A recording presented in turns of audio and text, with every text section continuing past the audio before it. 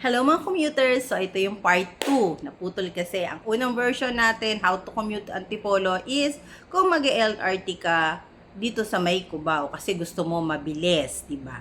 So bababa ka nga ng SM Masinag. So tingnan nyo yung other video ko, yung part 1 kung ano yung mga options nyo. Okay, the next part is kung sa Cubao ka pa rin bababa, sa likod ng Farmers, meron dong bus. Okay? Bus or jeepney na diretso talaga dito sa Antipolo City. So, pag sinabing Antipolo City, ano ba yung mga pinupuntahan dito? Cloud9, Robinsons East, Pinto Art, City Hall, at ang simbahan ng Antipolo. So, yun yung isa sa pwede nyong puntahan. Okay. Unang option, ulitin ko, is LRT, bababa ng SM Masinag. Second option is pag dire-diretso na. So, dun ka na sumakay sa likod ng Farmers. Nando doon ang Ali Mall pala. Sorry, Ali Mall. Ulitin ko ha, Ali Mall. So, nando doon nakapila yung bus or jeepney na papunta ng Antipolo. So, ano yung next na option mo pa? Kung ikaw naman ay okay, so yun na yung second option. Ngayon naman, ang third option nyo is if lampas kayo ng Cubao, pwede kayong bumaba ng crossing. Okay, saan kayo sasakay sa crossing? Merong park place doon sa may harapan ng Star Mall. Pagbaba nyo ng LRT, ito ay nasa kanan.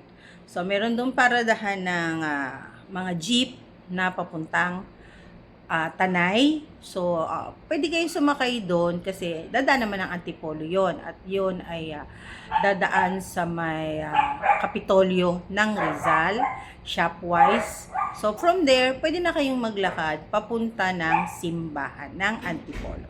Pwede rin namang option nyo bumaba ng Kapitolyo, magta-tricycle. Siguro ngayon kasi tumaas na yung tricycle. So, maybe 25 to 30 pesos. Yun yun. Yun yung mga option ninyo. Okay, meron din naman pumunta kayo sa Mega Tower ng Mega Mall. Kasi doon may pilahan ng bus na talagang diretso sa Antipolo. Ito ay kulay green na bus. Medyo maghihintay nga lang kayo kasi nakagawian ngayon na ang mangyayari is if naabutan nyo yung van na papuntang Antipolo, pupunuin nila yon. Yun sa mga nagmamadali. Sa mga hindi naman nagmamadali at nasanay na nga na pumunta ng Antipolo, pupunta nga ng Antipolo na hindi nagmamadali, mas gusto na nila yung bus kasi mas maluwag, mas komportable, hindi ka kulob. Kumbaga, alam naman natin ngayon na karamihan sa mga bumabiyahe nating mga FX ay medyo mainit na. So, magdala na kayo ng pamaypay. At, ito pa, kung kayo ay lumampas pa rin lumampas pa rin kayo ng Mega Mall or ng crossing at bumaba kayo, ang huli nyo pang mabababan ay Makati. Sa Makati, punta kayo sa One Ayala. Sa ilalim noon ay nandoon merong pilahan na papunta ng Antipolo City. Okay? So, ayan nga guys. Hopefully sa mga commuters dyan, nakatulong tong video natin, part 2 ng how to commute dito sa Antipolo City.